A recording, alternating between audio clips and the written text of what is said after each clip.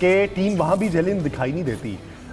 ये जो पॉलिटिक्स होती है, जो सियासत खेल के अंदर आ जाती है, इस पे ओवरकम किस तरीके से किया जा सकता है? यानी लॉबीज बन जाती हैं, आपको बारहा ऐसे मौके देखने को मिलते हैं कि पता चलेगा ये फलां की लॉबी है, ये फलां की लॉबी है, इसको इसने इंजेक्ट किया है, इसने इसको इंजेक्ट किया है, ये पर्ची की आवाज़ें फेवरेटिज्म, तो ये कैसे खत्म हो सकता है? देखें, ये तो अब सिलेक्टर के ऊपर है ना। अब आपके सिलेक्टर देखें, आकब जुवेद साहब हैं, काफ़ी सीनियर हैं और काफ़ी सालों से इन्होंने क्रिकेट छोड़ी हुई है, ये तो ठीक है। अब इसके आगे असद शफीकी ने क्या बोलना है? वो जो आकब जुवेद कहेगा तो वो आगे से बोलेगा ही नहीं। अजहर अली है, वो भी क्या बोलेगा? रिसेंट प्लेयर हैं ये इन्हीं प्लेयरों से खेलते रहे हैं, इनमें आपस में एक दूसरे का कोई शर्म मजाबी है या नहीं है, इस तरह की कोई लाइकिंग डिसलाइकिंग भी होगी।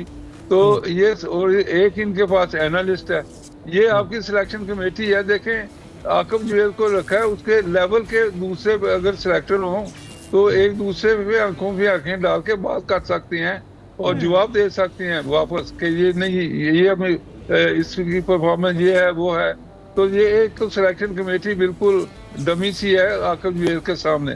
तो एक तो ये मेरा ख्याल है कि चीज़ें नहीं होनी चाहिए, लेवल के सिलेक्टर होने चाहिए। दूसरा फिर ये मैं कहूँगा कि जो पर्ची मास्टर है, अब आप देखें, मुझे कहना तो नहीं चाहिए, कराची की पर्ची असद शफीक, सॉरी ये अपना साउथ है कराची की पर्ची।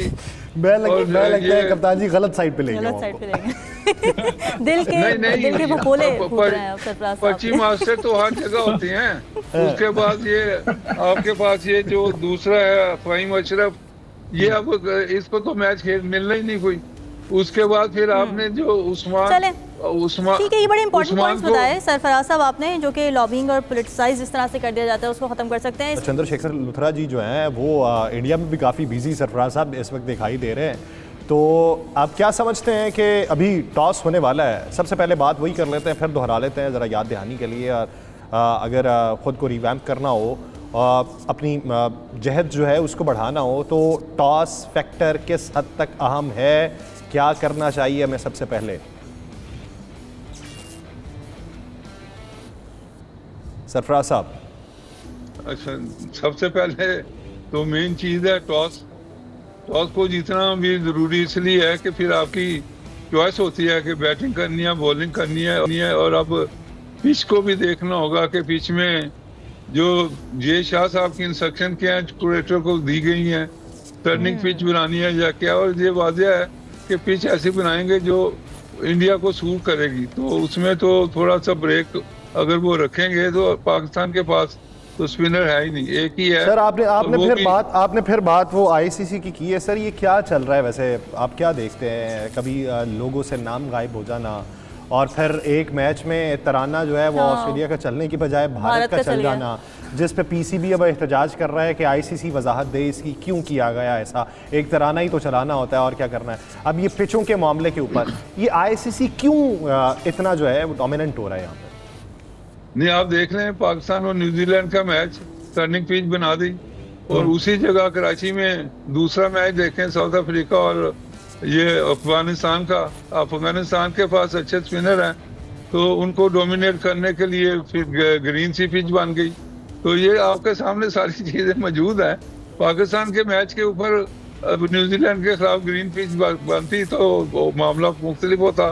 तो अब ये देखना है यहाँ पे, जो यहाँ तो वैसे मैदान चेटिल नजर आ रहा था, अब देखते हैं पिच कैसी बनी हुई है, टर्न होती है, क्या होता है। तो ये तो इंडिया अपनी फेवर के लिए हर काम करेगा। तो सरफराज साहब, आपको क्या लगता है इस तरह की स्ट्रैटेजी सूट करती है, काम करती है ओडीआई में, अगर आप इतने ज़्यादा ऑलराउंडर्स पर इन्हिसार कर रहे हो?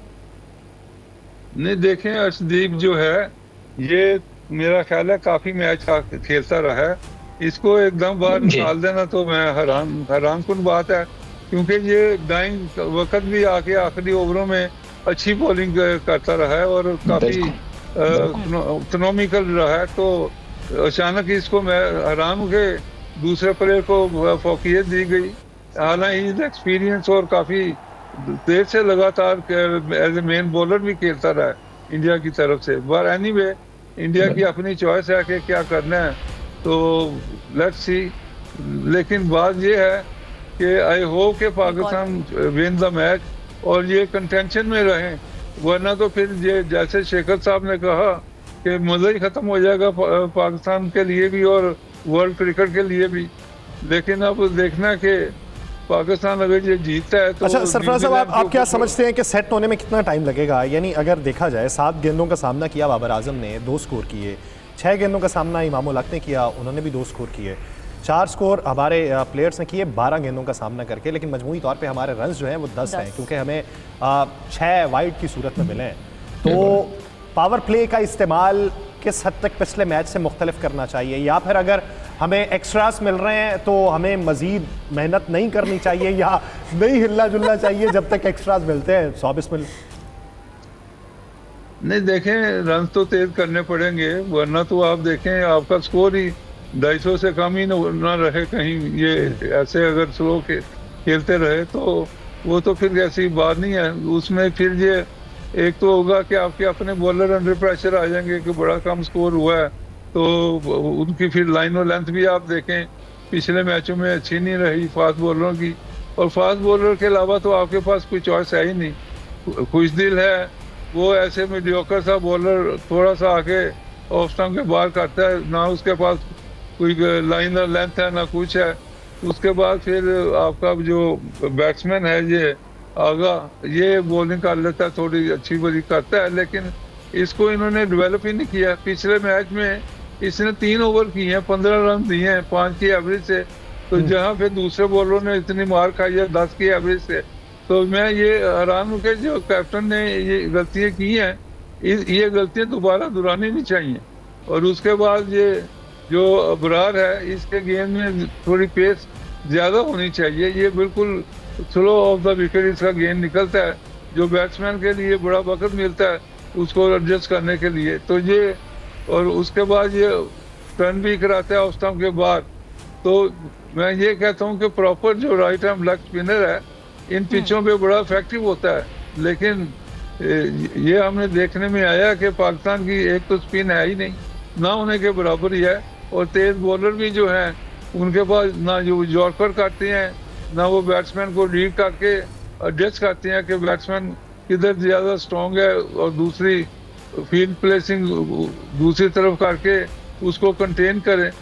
अगर विकेटें नहीं भी मिल रही, कंटेन तो आप कर सकते हैं ना, विकेट टू विकेट बॉल करके, फील्डिंग अपनी प्रॉपर करके। देखिए आज की पिच कंडीशन देखिए, अभी भी हम देख रहे हैं खेलते हुए इंडिया को, उनका अटैक देख रहे हैं। आपको क्या लगता है पाकिस्तान के बॉलर्स और पाकिस्तान का जो पेस अटैक, जिसको आखिर जावेद ने भी कहा कि ये हमारी स्ट्रेंथ है, आपको लगता है कि इस पिच पे हमें कहीं ना कहीं हेल्प मिलेगी, या फिर this pitch doesn't suit pacers?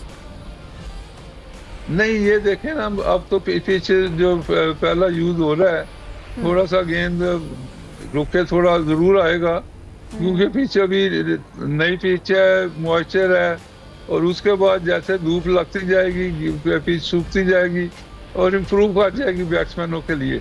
और फिर गेंद जो थोड़ा सा रुक के आता है वो फिर अपना तेजी से आएगा।